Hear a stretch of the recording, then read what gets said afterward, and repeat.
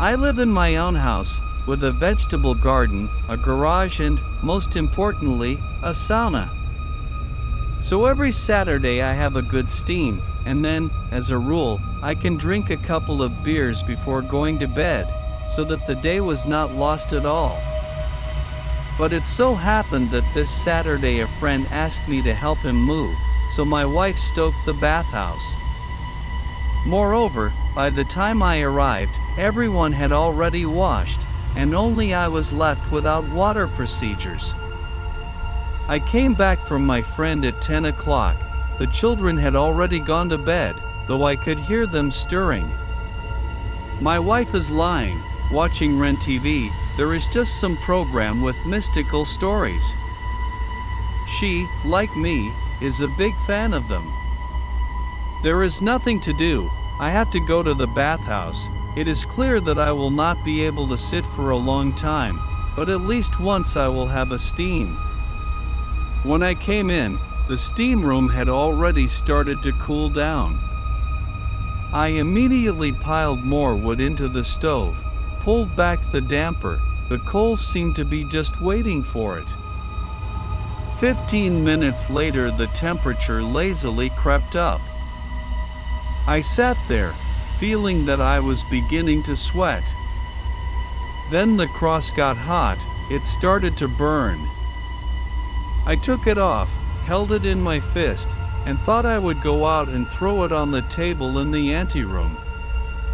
And then I heard a board creak outside the door. I'm sitting here, thinking. The more I think, the scarier it gets. The wife couldn't have come and left the kids. The neighbor wouldn't have come at a time like this. And there's no one else. Meanwhile, the creaking of floorboards in the anteroom continues. And someone is stomping around the door to the steam room, as if he wants to come in, but can't. Then I got angry, a healthy adult man. I was sitting like a girl. Now I was going to stay in the steam room until I was blue, or rather red.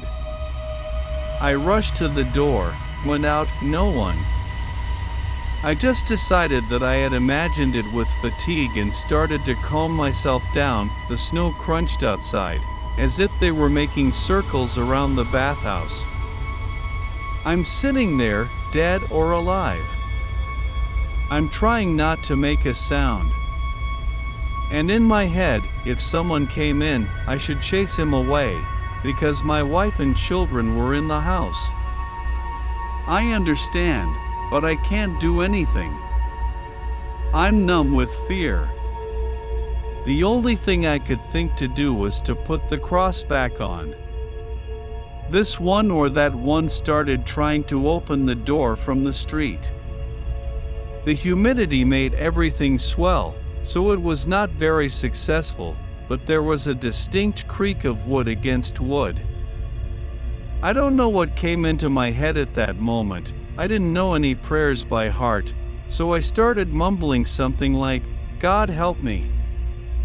No meaning, just kept repeating the same thing, like I was in a trance. It was like I was in a trance, and when I woke up, there was silence all around. I immediately got dressed, rushed into the house. Everything was fine. The children were asleep. My wife was also watching TV. I asked her if anyone had been near the house. She looked at me like I was crazy. She started to question me, but I said I thought it was just a rumor.